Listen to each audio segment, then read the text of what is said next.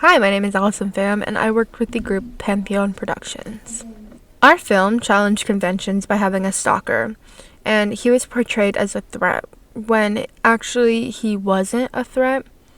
But through that buildup of suspense throughout our film, you would think that he was a threat. And you can make the argument that the social group that our stalker portrays is someone who is socially awkward and just doesn't want to and is scared of that confrontation of talking to people. Our film engages with audience by building suspense through the music and the long shots and the overall feeling that watching this film gives you.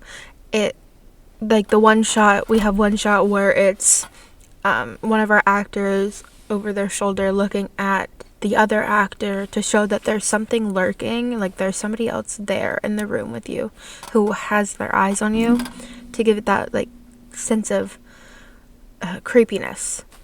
And to be distributed, we would most likely aim as it to be a Netflix original to reach target audience of film enjoyers who like seeing that kind of stuff, kind of like You, the Netflix original series You.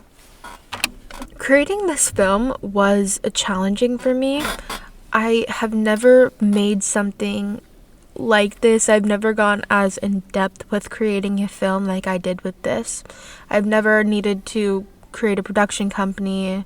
I've made storyboards before, but I never did anything along the lines of a shoot sheet or a mood board, or even created a logo for the production company.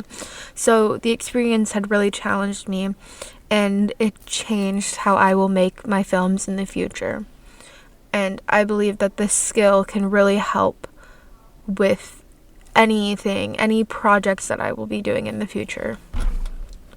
During the production and planning process of our film, we were constantly making updates to our blogs. We were posting new information and the updates and how our film was going. And we also used software such as Adobe Premiere to edit our films. And obviously I'd used Adobe Premiere before. I love it. But something new that I used was Adobe Illustrator, and I'd use that to create our logo.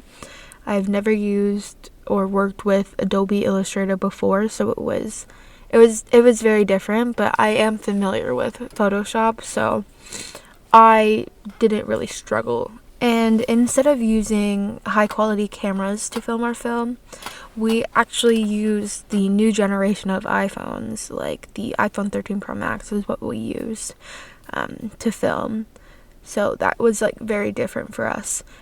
We also had a scene where we used cars for our shot of the guy following behind us.